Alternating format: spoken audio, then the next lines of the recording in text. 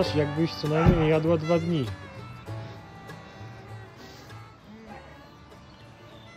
Posiłek w drodze. A czemu na murku? Przecież jest kuchnia. Ja nie wiem, co to za tekst, że się nie da zjeść w aucie, bo jest pochyło, a to jest płynne. Może ktoś cię wkręca. No, właśnie.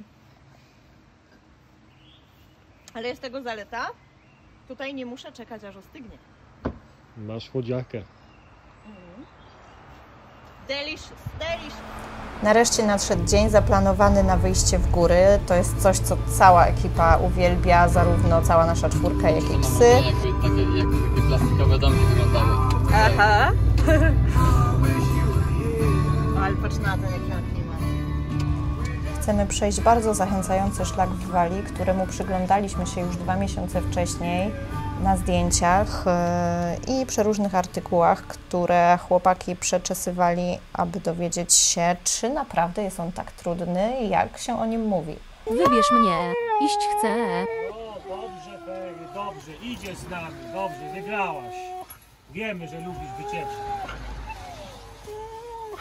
Ale na pewno, na 100%. No tylko już nie narzekaj, no dajże sobie. Tak oto Ferry upomina się o to, żebyśmy jej nie zapomnieli na wycieczkę w góry. Fercia do plecaczka, tak? Za takie teksty to zjedziesz na taczkach. Wiemy, że nie jesteśmy w stanie przejść go ze wszystkimi psami, dlatego po rzeźkim śniadaniu wybrałam się z psiakami na krótkie spacery w okolicy naszego noclegu, który znowu odbył się w miejscu zupełnie niezaplanowanym, ponieważ zabrakło nam mocy około 2:00–3:00 nad ranem i zatrzymaliśmy się przy przydrożnej zatoczce około godziny drogi od parkingu Penny Pass, z którego chcieliśmy zacząć naszą wędrówkę. Gdybyśmy stali tutaj już w nocy, zaczynalibyśmy wycieczkę tuż przy szlaku. Niestety nie udało się i musimy dojść do szlaku około 2 km. Moje wcześniejsze spacery z psami miały na celu rozładowanie ich energii i przygotowanie ich do pozostania w kamperze, kiedy my z częścią ekipy wyruszymy w góry. Pomysłowe maluszki pozostały w klatkach, reszta psów ma swobodę poruszania się po kamperze, uzbrojone w wodę, nakarmione, będą czekać na nasz powrót. Ruszamy. To samo miejsce, które widzieliście chwilę wcześniej zza szyby samochodu, ale pogoda już nie ta sama. Tak wygląda zima w walijskich górach. Śnieg, deszcz, ogromny wiatr. Naprawdę trudno mieć otwarte oczy w tych warunkach. Rękawiczki są w jednej z bocznych.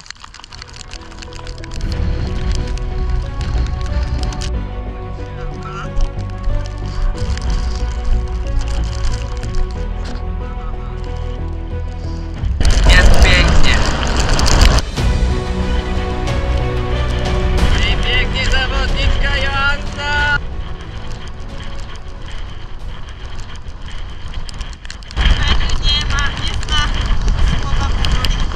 No więc, pomysłów skylosowych, zarąbistych, część 1500–1902. Wybieramy się w góry na jaki szczyt? Na Snowdon. W takiej oto pogoście. Dobrze, że mam uszy schowane, bo by mi urwało. Także widzicie, ile mnie wystaje tutaj. O, proszę bardzo. Z psami wytrenowanymi przez całą zimę w zaprzęgu. Czyli krótko mówiąc, jak wrócimy z wszystkimi zębami i cali, będzie super. Jarek w wersji sauté bez psa stwierdził, że taki pokićkany to on nie jest. Kripgocz oznacza po walijsku czerwony grzbiet. Został tak nazwany od czerwonawego koloru skał na grzbiecie. Jest to jedna z najbardziej wymagających i najpiękniejszych górskich tras w Wielkiej Brytanii. Jest to wąska, stroma grań biegnąca wzdłuż wschodniej strony szczytu, która przyciąga do siebie wspinaczy i turystów z całego świata. Ma też swoją legendę, mówiącą o tym, że została stworzona przez diabła, który chciał zbudować most między Snowdonem a pobliską górą, ale zrezygnował z tego pomysłu, gdy usłyszał pierwszy śpiew koguta. Crib Goch jest jednym z najpopularniejszych szczytów w Snowdonii, ale jest dość niebezpieczny. Straciło tu życie trochę osób, w związku z tym zaleca się, aby wspinacze i turyści piesi mieli odpowiednie doświadczenie i sprzęt i byli ostrożni podczas wędrówki. A że ostrożności nigdy za wiele, a koniecznie chcieliśmy przejść tą trasę z psami, zrobiliśmy research odnośnie tego, jak ona wygląda, ile jest podejść, jak są trudne. Obejrzeliśmy praktycznie każdy kamyk, szukając nawet filmików, które pokazywały przejście całej trasy i sprawdzaliśmy, ilu osobom udało się pokonać ją z psem. Odpuszczenie nie jest w naszym stylu, więc podjęliśmy rękawice i ruszyliśmy w góry. Pogoda zapowiadała się świetnie, ale jak widzicie, szybko z pięknych widoków okazało się, że będziemy szli we mgle, deszczu i zawierusze. To, co udało nam się odkryć, to, że absolutnie nie możemy powiedzieć Asi, jaka jest skala trudności, a w momencie, kiedy to mówię, próbuje zabić mnie wzrokiem, ale znamy nasze możliwości, wiedzieliśmy, że Asia sobie świetnie poradzi, a w razie czego zawsze możemy się wycofać. Pierwsze odnotowane wejście na Crib Goch miało miejsce w 1821 roku i zrobił to Charles Matthews. Był jednym z pionierów alpinizmu w Walii. Ciekawe, czy miał taką samą pogodę jak my.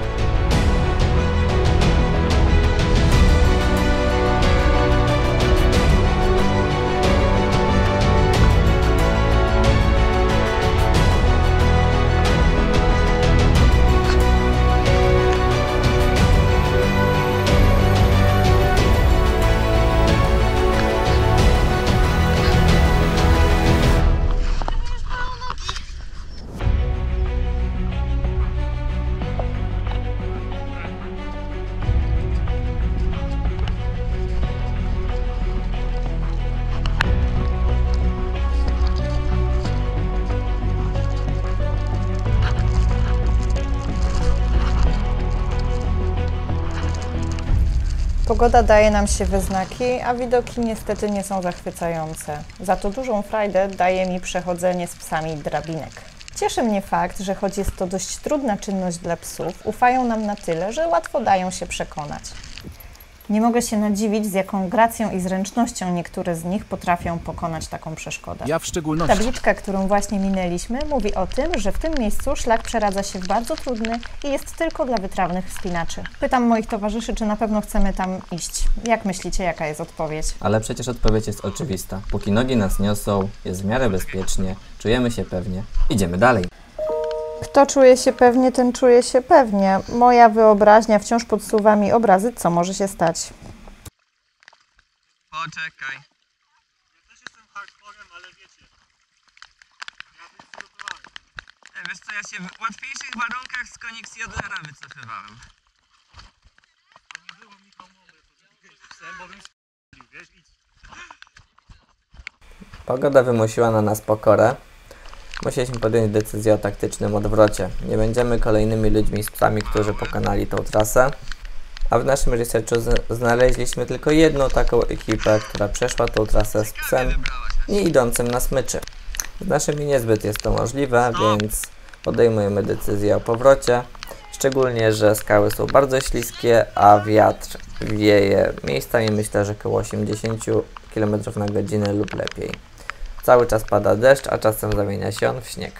W dzisiejszych warunkach pogodowych nawet bez psów byśmy podjęli taką samą decyzję.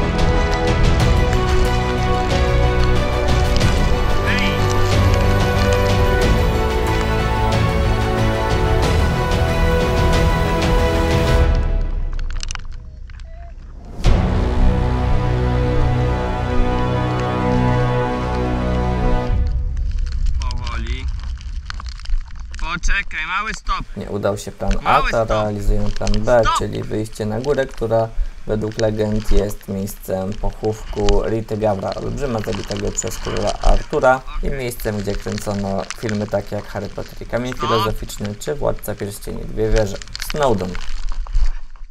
Okej. Stop.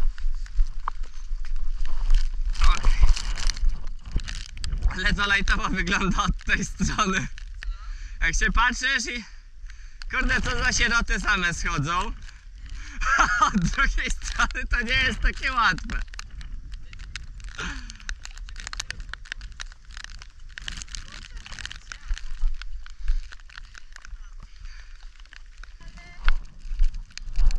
Wreszcie! Nara, stary.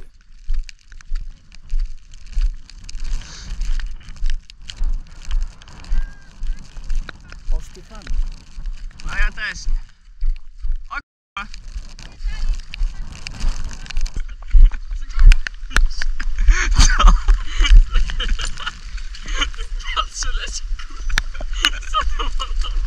Zadowolony. A ty wszystko zepsułeś. Właśnie dogoniłem barona. Baron, ale ty na emeryturze jesteś, stary.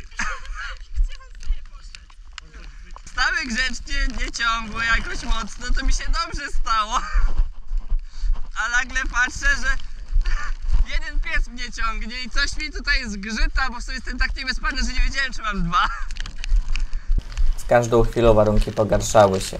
Do tego stopnia, że Glow i Ingrid zostały nawet zwiane ze szlaku. A mijani turyści, uzbrojeni w raki i czekany, dali nam skutecznie do zrozumienia, że jednak dzisiaj żadnego szczytu nie zdobędziemy. To już druga góra w tym roku, której nie udało nam się zdobyć. Sęk w tym, że żadna z nich nie przekraczała 1100 metrów wysokości. Tylko w obu przypadkach trafialiśmy na fatalne warunki atmosferyczne. Za pierwszym razem, tuż przed wyjazdem, wybraliśmy się na Wielki Wierch, gdzie śnieg był tak głęboki, że zapadaliśmy się po pas, a jednocześnie był tak mokry, bo w trakcie roztopów, że nasze tempo oscylowało w okolicach 1 godziny na kilometr. Wracamy do samochodu. Jesteśmy bardzo zmęczeni, przemoczeni i przemarznięci, ale mamy dobre humory. Michał z Kacprem oddalili się od nas i pobiegli rozgrzać kampera.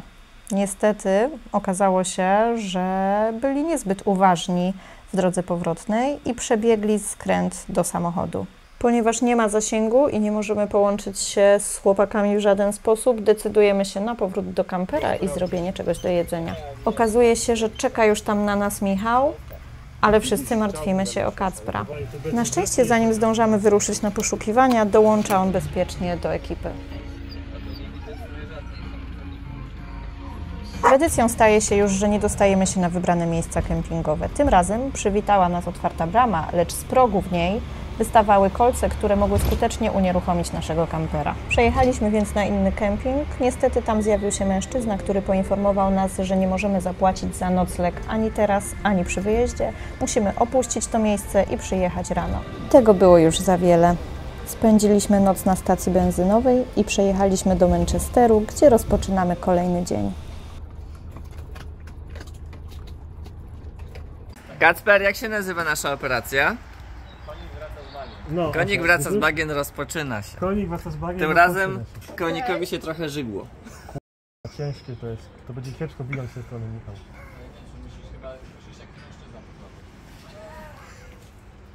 Może dam jakiś papier? To ja już się u***ałem w tym momencie.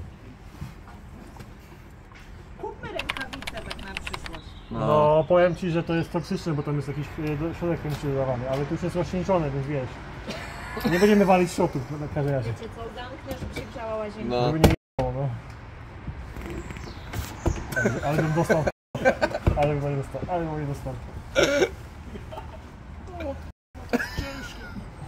Masakra, stary, masakra. Powiem Ci, że tak. Było zatankowane pod korek. Wiesz co to znaczy? No. To jak ta operacja konik wrócił z bagien? Chyba się pomyliłeś w nazwie. Kacper, jak to się nazywało jeszcze raz? No nie dobrze powiedział. Konik wraca z bagien.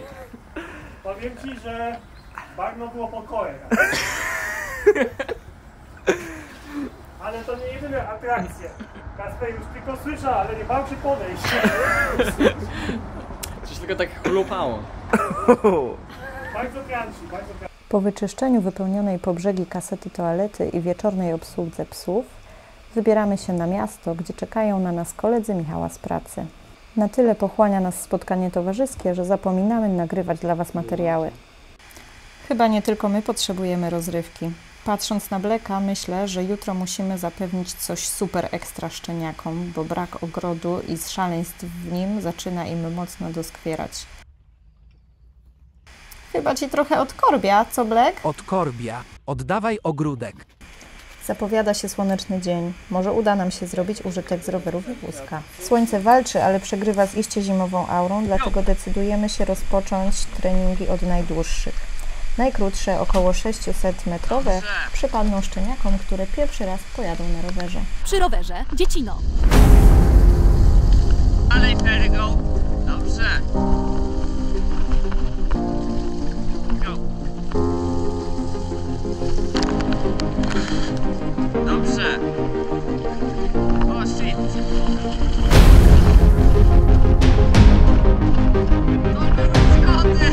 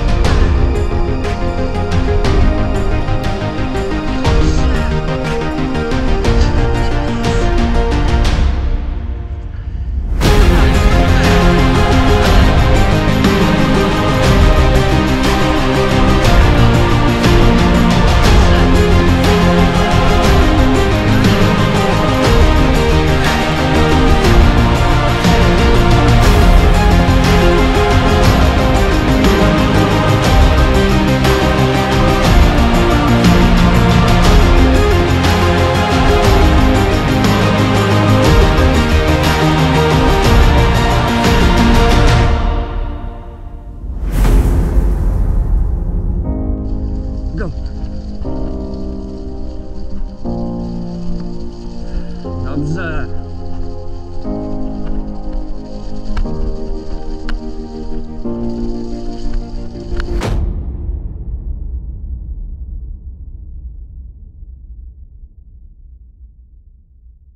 Po górskiej wyrypie ciuchy dalej były mokre, ale w sumie nie musieliśmy się tym zbytnio przejmować i jeszcze mogliśmy je troszeczkę dobrudzić, co widać na załączonym obrazku, bo na tym kempingu mamy dostęp do pralki i suszarki.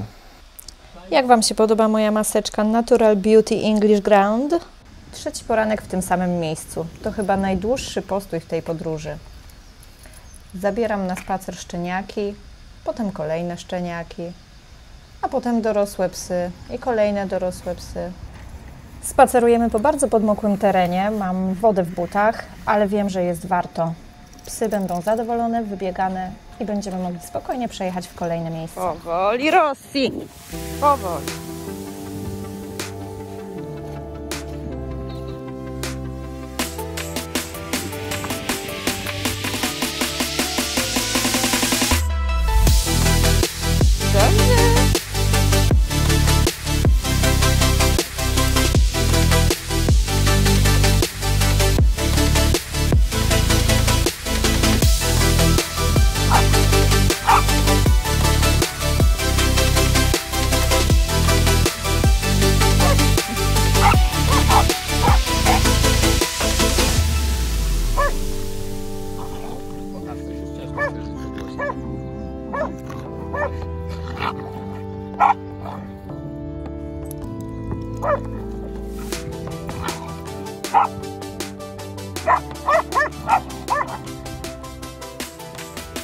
Idziemy!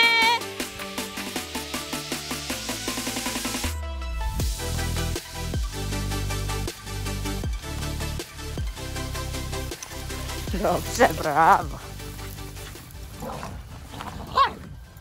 W ten oto sposób kończy się nasza przygoda z tym kempingiem. Odjeżdżamy w szkockie góry i zobaczymy, czy trafimy na równie ładną miejscówkę jak teraz. Ale po dojeździe niewiele widać, więc oddajemy się grze w karty i odrobinie relaksu. Jak się tu mieścicie?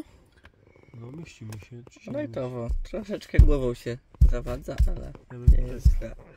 Mocniej, mocniej. Do Kacpra, żeby się zmieścić na płasko. No dobra, dam wam tę kartę.